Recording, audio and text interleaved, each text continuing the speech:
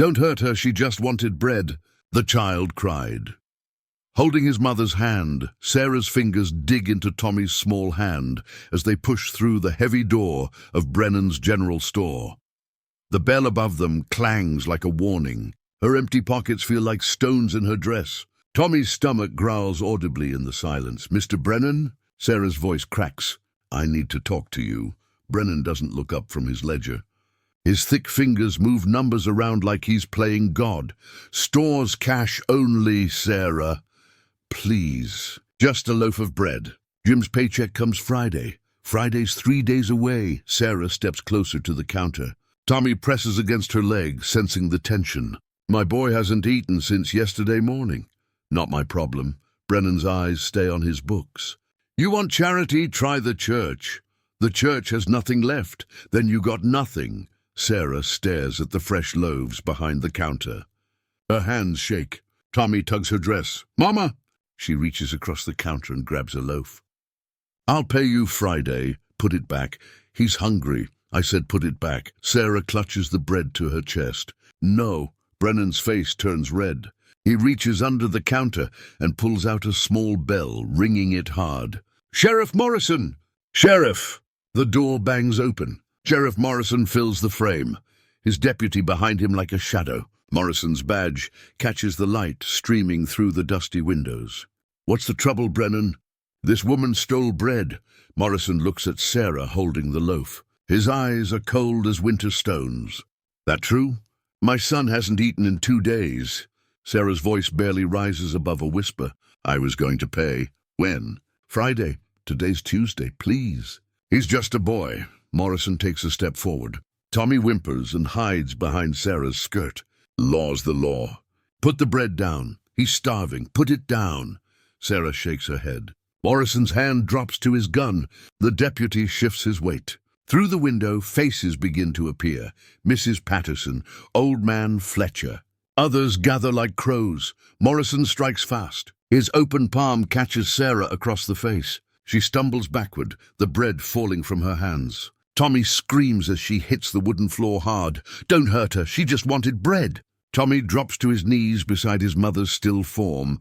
Blood seeps from Sarah's split lip onto the dusty boards. Morrison stands over her, adjusting his badge. Through the store window, the townspeople watch in perfect silence. Sarah's eyes flutter open to the smell of carbolic acid and old medicine. Tommy sits beside the narrow cot, his small fingers wrapped around hers. Her face throbs with every heartbeat. Each breath sends fire through her ribs. Easy now. Dr. Henley appears above her, his weathered hands gentle as he checks her swollen jaw. "You took quite a hit." "How long?" "A few hours." "Boy never left your side." Sarah tries to sit up. Pain shoots through her chest. "Tommy, are you hurt?" "No, Mama, just you." Henley sets down his stethoscope. "Brennan says he won't press charges. Long as you stay clear of his store. What about getting help?" "The county judge, maybe." Henley shakes his head slow. "Morrison owns this town. Judge, too. Best thing you can do is keep quiet and heal." Tommy leans closer to his mother. "Mama, I'm still hungry." Sarah's heart breaks all over again. "I know, baby. We'll find another way." The walk home feels like walking through a graveyard. Main Street stretches empty, except for the occasional face in a window, quickly disappearing when they look back. Mrs. Patterson sweeps her porch, but won't meet Sarah's eyes. The Miller boys stop playing to stare until their mother calls them inside. Tommy's hand stays locked in hers. "Why won't nobody look at us?" They're scared. Of what? Of getting hurt too. Their small house sits at the end of Elm Street, like a forgotten thought. The front door hangs slightly open. Inside, Sarah finds a folded paper on the kitchen table. She opens it with shaking fingers. "Wife's trouble lost you the job. Don't come back. Foreman Mills." Tommy watches her face change. "What's it say?" Sarah walks to the stone fireplace and strikes a match. The paper curls and blackens in the flames. Tommy stands beside her, his young face serious beyond his years. "Daddy won't have work now." "No." "Because of the bread?" "Because of me." The flames consume the last of the note. Outside, the sun sets behind the mountains, and the house grows cold around them. 3 days crawl by like dying things. The cupboards stare back empty. Tommy stops asking for food. Sarah counts the coins in her purse twice, then 3 times. Still not enough for bread. The courthouse sits on Main Street like a gray tombstone. Sarah grips Tommy's hand as they climb the stone steps. Inside, the waiting room smells of old wood and broken promises. Through Judge Carver's open door, she hears laughter. Keeping order ain't always pretty, but it works. Carver's voice carries easy confidence. That woman learned her lesson. Morrison's laugh is cold as winter wind. Won't be seeing her at Brennan's again? Good. Can't have folks thinking they can take what they want.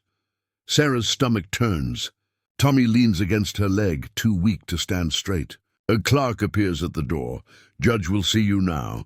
Carver's office feels bigger than their whole house. He sits behind a massive desk, like a king on his throne. His eyes barely lift from his papers. State your business. Sheriff Morrison hit me for trying to feed my son. I want justice. Carver finally looks up. Sheriff Morrison maintains peace in this county. You committed theft. It was bread.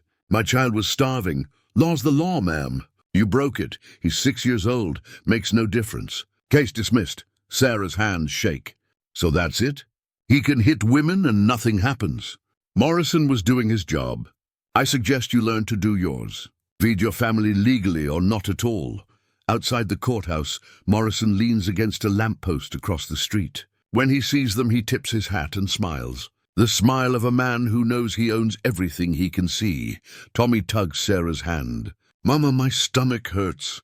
I know, baby. When will Daddy come home? I don't know. That evening, Tommy falls asleep on the kitchen floor. Sarah opens the bedroom closet and pushes aside her wedding dress. Behind it sits her father's old hunting rifle. She lifts it carefully, feeling its weight. The metal is cold under her fingers. She finds the cleaning kit and sets to work. Oil and cloth, barrel and stock. The weight feels different now. Like the possibility. Like justice. Like the only choice left, sleep won't come. Sarah stares at the ceiling until the first grey light creeps through the curtains. She slips from bed and walks through the empty streets. Dawn paints the town in shades of ash and old blood. The cemetery sits on the hill, like a mouthful of broken teeth. Sarah kneels beside her mother's weathered headstone. The grass grows wild around the marker, untended and forgotten. Mama told me stories, she whispers to the stone. About Grandmama. How they broke her too. The memories flood back. Her grandmother begging the bank president for more time. The foreclosure. The shame that killed her before winter came. 3 generations of women, destroyed by men who thought power meant crushing the weak. Nothing changes in this town. Nothing ever changes. Sarah walks back down Main Street. Through Brennan's store window, she watches him count yesterday's profits. His thick fingers sort bills like he's dealing cards. The door chimes as Sheriff Morrison enters. Brennan pours him coffee without being asked. They laugh together like old friends, sharing secrets. Sarah presses closer to the glass. Morrison points at something in his ledger. Brennan nods and slides money across the counter.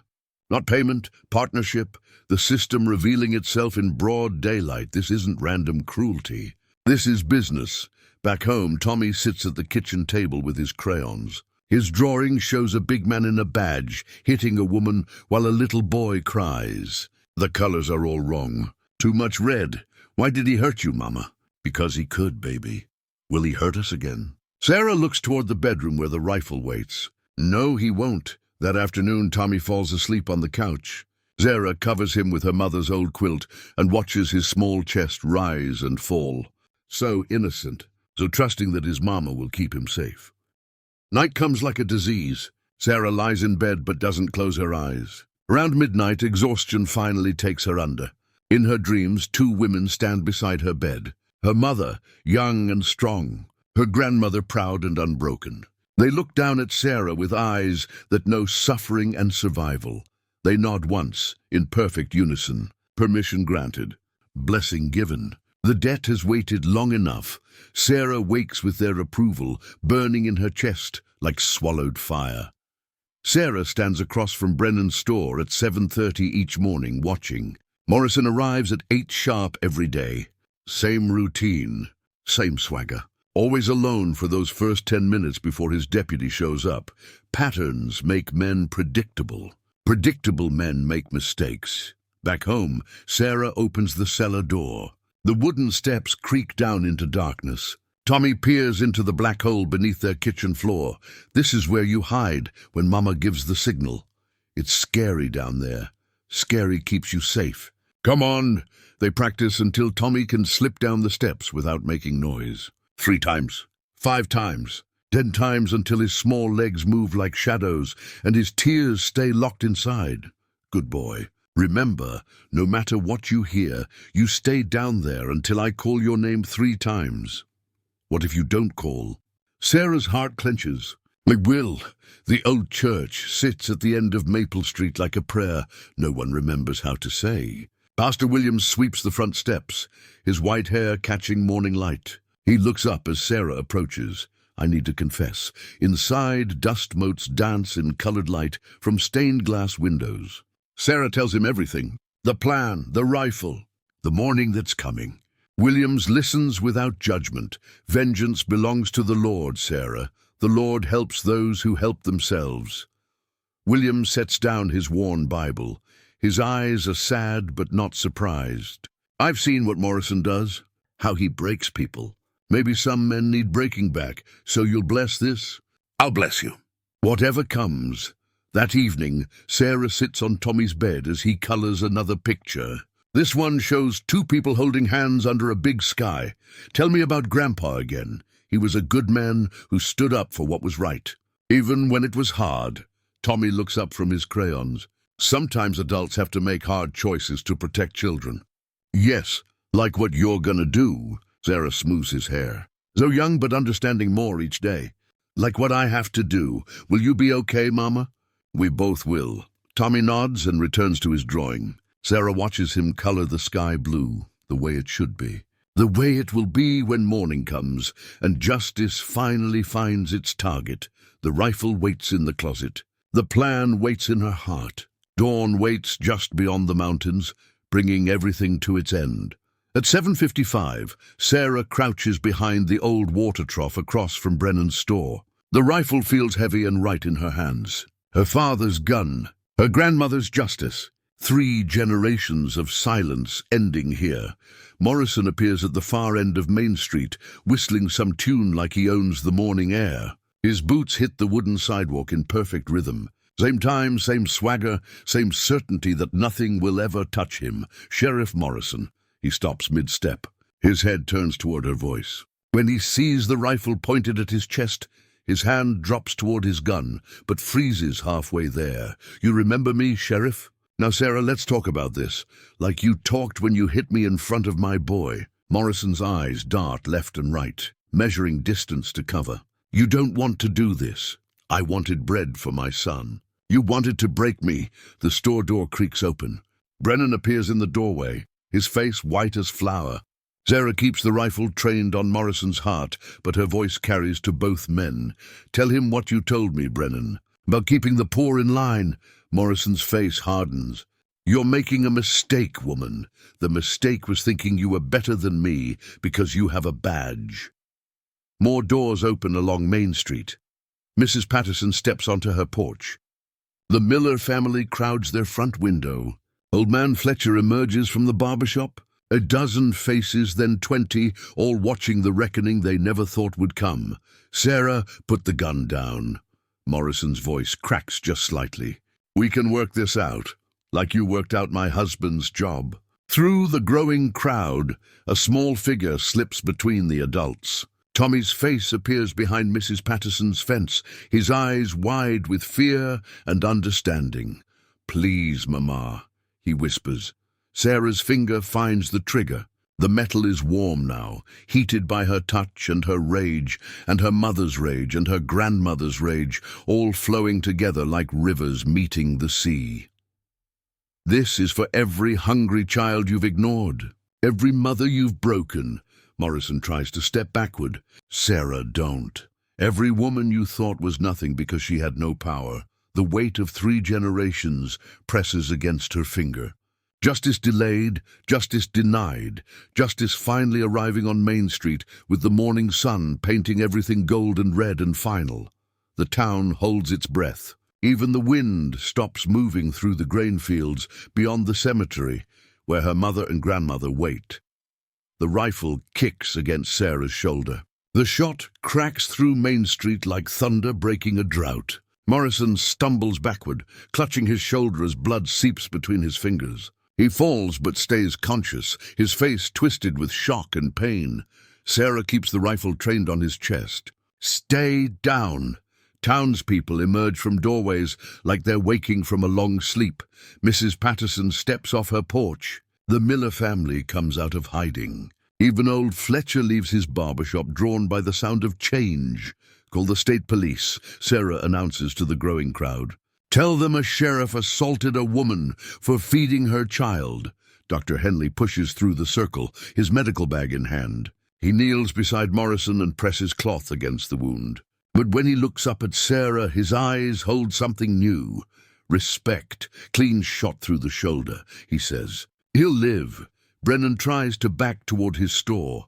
Mrs. Patterson blocks his path, her arms crossed like Judgment Day. "Running off, Brennan. Thought you were all about law and order." "This ain't my fight. It's everybody's fight now." The state police arrive in 2 cars, dust clouds trailing behind them. Sarah lowers the rifle and sets it on the ground. She knew they'd come fast because she'd called them an hour ago, before walking to Main Street. Everything planned. Everything ready. They arrest Morrison for assault and Sarah for shooting him. But something has shifted in the town's bones. The silence is broken. The fear is cracking. At Sarah's trial, the courtroom fills with voices that were silent too long. Mrs. Patterson tells about Morrison threatening her son. Fletcher describes beatings he witnessed.